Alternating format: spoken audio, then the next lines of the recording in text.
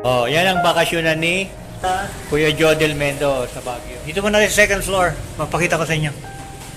Oh. Kasi may borders din dito eh. Kaya lang, madilim. So, yan o. May borders dyan eh. So, may kwarto dito. Ewan ko kung bukas. O, sarado. So, dito tayo sa taas. Oo, ang ganda ng view. Kaya lang, oh.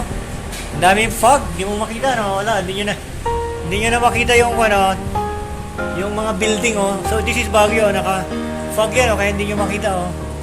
Fog, no? Kapal, oh. Okay? Oh. Pero ito yung villa.